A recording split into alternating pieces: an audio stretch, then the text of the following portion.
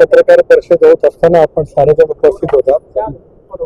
एक तासभर पत्रकारांच्या सर्वच प्रश्नाला मी अतिशय सौहार्दपूर्ण वातावरणामध्ये उत्तर दिलं।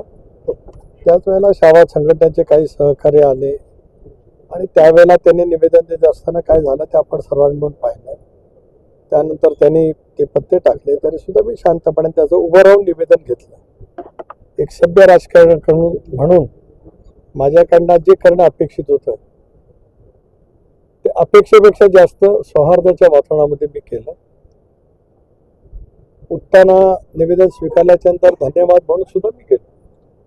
त्यानंतर मग मी खाली गेलो, पुन्हा लातूर शहरांतील बुद्धिवंत आणि वेगवेगळ्या क्षेत्रातील नामवंत यांच्याशी इंटरॅक्शन ठेवण्याचा कार्यक्रम होता। तो सुद्धा जवळपास मी 1.5 तास केला।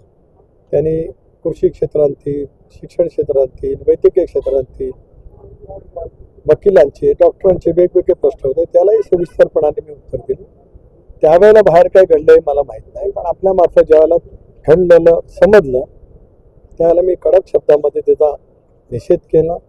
राष्ट्रवादी काँग्रेस पक्ष अशा कधी करत नाही। जे काय घडलेलं आहे ते अत्यंत चुकीचं आहे।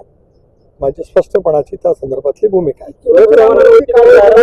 कारण ज्या पद्धतीने पक्षाकडून म्हटलं जातं की बाबा आम्ही असं समर्थन करत नाही, मात्र ते कृतीतून दिसणार आहे का बघू ना। त्यांना आज राष्ट्रीय अध्यक्षांनी बोलवलेलं आहे, सूरज चव्हाण रात्रीच तिकडे गेलेले आहेत। त्या संदर्भामध्ये सगळे जर बसून योग्य तो निर्णय नक्की घेतील। आपल्या कधीच गोष्टीचं आयुष्यात समर्थन केलेलं नाही, कारण माझ्या राजकीय जीवनामध्ये सुद्धा कधी झालेलं नाही। मी काल आपण बघत असाल, आपण शेतकऱ्यांचा किंवा पाऊस ओढ दिल्याच्या मधले इतके प्रश्न विचारले, मी सगळ्या प्रश्नाची सखोल उत्तरं प्रामाणिकपणे दिली। माझ्या कुठल्याही गोष्टीमध्ये काल घाई नव्हती, काय नाही। जे काही लोकशाहीमध्ये चौथा स्तंभ म्हणून किंवा लोकशाहीमध्ये प्रत्येक नागरिकाचा जो मूलभूत अधिकार आहे आणि त्या अधिकारच्यासाठी ज्यांच्याजवळ त्यांना बोलायचं आहे त्यांनी शांतपणाने ते स्वीकारलं पाहिजे। या भूमिकेतून माझं कालचा संबंध लातूरमधला माझा सगळा वेळ त्या संदर्भात होता। पहिल्यांदा असं म्हणलं की लोकशाही मार्गाने आम्ही आंदोलन करत होतो, कृषी मंत्र्यांचं जे काही केलं त्याची ती लोकशाही मार्गाने आम्ही दिलेली प्रतिक्रिया होती। त्याला अशा मग त्याच्याबद्दल मी कुठे आक्षेप घेतला?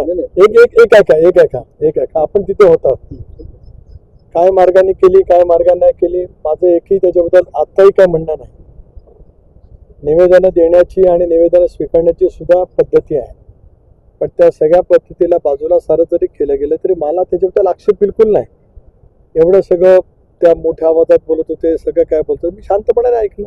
पत्ते टाकले तुम्ही होतात की तुमच्याकडे रेकॉर्डिंग असेल, तुम्हाला दाखवायचं असेल दाखवा, नाही दाखवलं तरी माझी हरकत नाही। ऐकून घ्या ना प्लीज, अजिबात नाही। त्यानंतर परत उठून निवेदन घेतलं। मी बसून पण घेऊ शकलो असतो, पण मी उठलो याचं कारण की त्या निवेदनाला मला रिस्पेक्ट करायचा होता।